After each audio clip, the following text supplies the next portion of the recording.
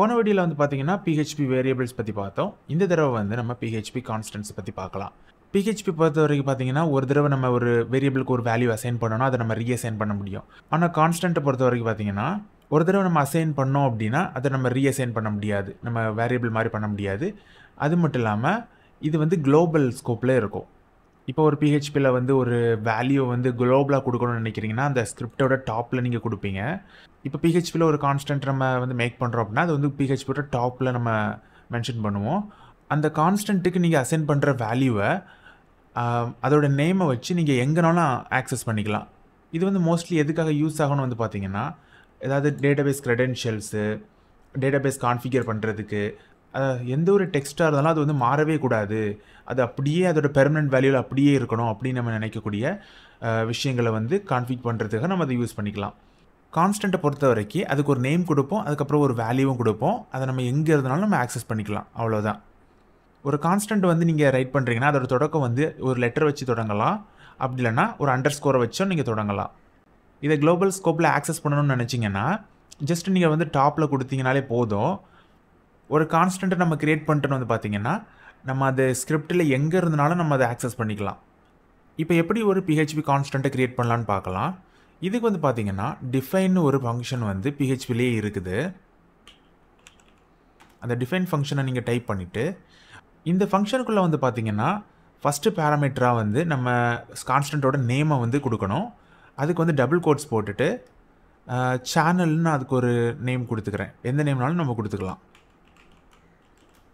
அதுக்கப்புறமா கமா போட்டுட்டு, அதோட செகண்ட் பாராமீட்டரா அதோட வேல்யூ நம்ம குடுக்கணும். இதோட செகண்ட் பாராமீட்டர்ல வந்து பார்த்தீங்கன்னா, என்னோட சேனல் நேம் நான் இதில குடுக்க போறேன்.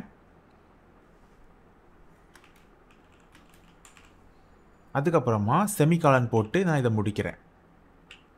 இப்போ என்னோட சேனல் நேம வந்து நான் பிரிண்ட் பண்ணி காட்ட போறேன். அதுக்கு நம்ம எக்கோ யூஸ் பண்ணலாம். அதுக்கப்புறமா நம்ம கான்ஸ்டன்ட்டோட நேம வந்து இதில குடுக்கணும். ஒரு ஸ்பேஸ் போட்டு அந்த கான்ஸ்டன்ட்டோட நேம நம்ம டைரக்டாவே குடுக்கலாம். இந்த ஸ்டேட்மெண்ட் முடியுது அப்படிங்கிறதுக்காக நம்ம ஒரு செமிகாலன் இந்த இடத்துல போட்டுக்கலாம். அண்ட் சேவ் பண்ணிட்டு ஓப்பன் பண்ணி பார்க்கலாம். as you can see நம்மளுடைய வேல்யூ வந்து இங்க பிரிண்ட் ஆயிருச்சு.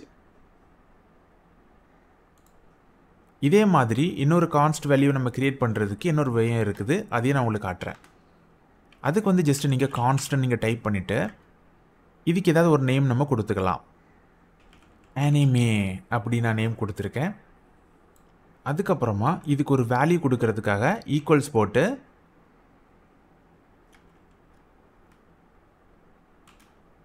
ப்ளீச் அப்படின்னு ஒரு நேம் குடுத்துருக்கேன். அண்ட் அதோட ஸ்டேட்மெண்ட்டை நான் ஃபினிஷ் பண்ணுறேன். இப்போ நம்ம இந்த கான்ஸ்டன்ட்டை நம்ம பிரிண்ட் பண்ணி பார்க்கலாம்.